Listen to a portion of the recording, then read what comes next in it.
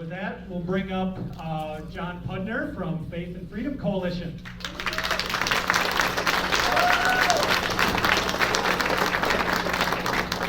We made a great discovery in another very close presidential election years ago that the most effective way to get someone to vote instead of staying home, or to perhaps vote informed, is not to tell them to vote, but is to give them a issue by issue with footnotes so they understand what their vote means.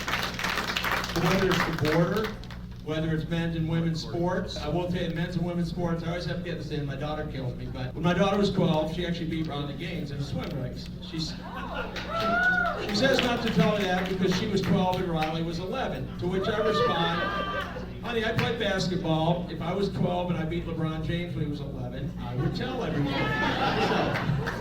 But you look at the border and the fentanyl deaths we see everywhere. I mean, these are real issues. And you just get people to go through issue by issue.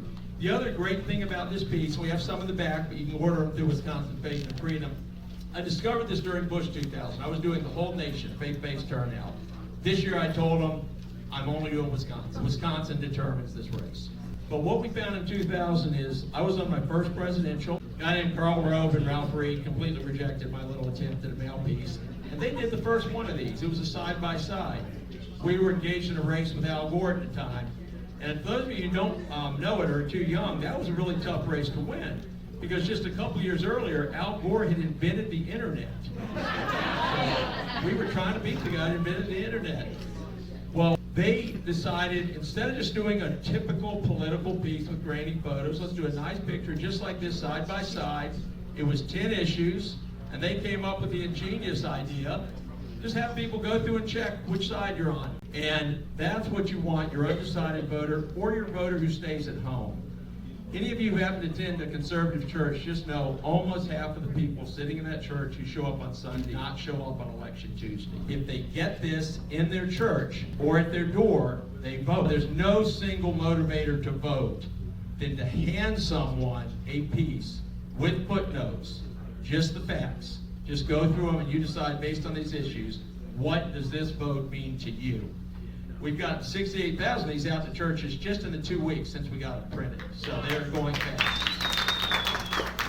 This is the key factor. We have to get these out. Let me tell you, when Florida that year came in at a 500 vote win after Al Gore contested it for a month, every extra hour we spent getting 1 million of these to Floridians when that state was still fairly blue made the difference. Wisconsin today is Florida then. Please use this as that secret tool to get that friend who you assume has been voting, but's been sitting by you at that church and has not been voting. 200,000 people go to conservative churches in Wisconsin who did not vote 4 years ago in a 20,000 vote race. All we need, guys, that's all we need is an informed electorate. Thank you for having me. It's an honor to speak after Scarlett and Congressman Tiffany and all. And just please go forward and use this as just one of your tools. And again, we've got less than 50 days now to determine this presidency. Thank you.